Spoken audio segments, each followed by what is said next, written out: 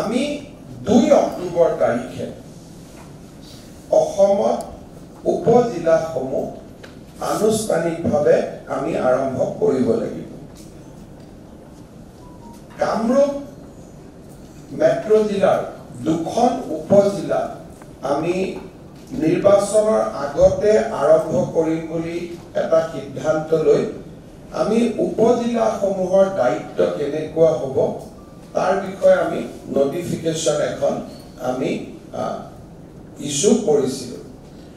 অহাকালি যেতিয়া আমি ৰাজ্যপালৰ ওথ টেকিঙৰ থাকিম সেই সময়ত ডিবেটি আৰু আমাৰ জিএডি আৰু পাৰ্চনেল ডিপাৰ্টমেণ্টে লগত ৰেভিনিউ আপোনালোকৰ লগত সেই সময়খিনি খৰচ কৰিব যে what we have delegated that is enough or we should delegate it more or we should delegate it less.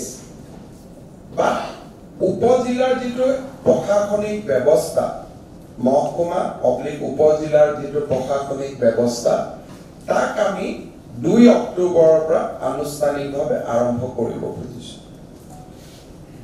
অহাকালি পিডব্লিউডি ডিপাৰ্টমেণ্টে আপোনালোকক উপজিলাৰ যিটো আমি ভৱন হ'ব সেই ভৱনটোৰ আমি এটা ষ্ট্ৰাকচাৰ বনাইছোঁ আৰু সেই ষ্ট্ৰাকচাৰটো আপোনালোকক প্ৰেজেণ্ট কৰিম।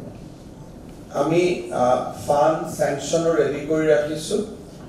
2 অক্টোবৰত এটা অস্থায়ী কাৰ্যালয়ৰ পৰা উপজিলা আৰম্ভ হ'ব আৰু তাৰ লগতে আমি স্থায়ী কাৰ্যালয়টোৰ আধাৰশিলাও কৰিম। তাৰ আগতে আমি নিবিদাৰ প্ৰক্ৰিয়া আমি সম্পূৰ্ণ কৰিম। যিহেতু উপজিলাৰ ডিসি কোৰ্টসমূহ যেতিয়া আমি বনাইছিলোঁ তেতিয়া কোনেও কাৰো লগত আলোচনা কৰা নাছিল। তাৰ কাৰণে বহুত ডিস্ট্ৰিক্ট যিটো কালেক্টৰ অফিচ বা ডিসি অফিচ আছিলে সেই অফিচবিলাকত যি ধৰণৰ আমি পৰিৱেশ পাব লাগিছিল সেই ধৰণৰ পৰিৱেশ আমি আজিও নাপাওঁ।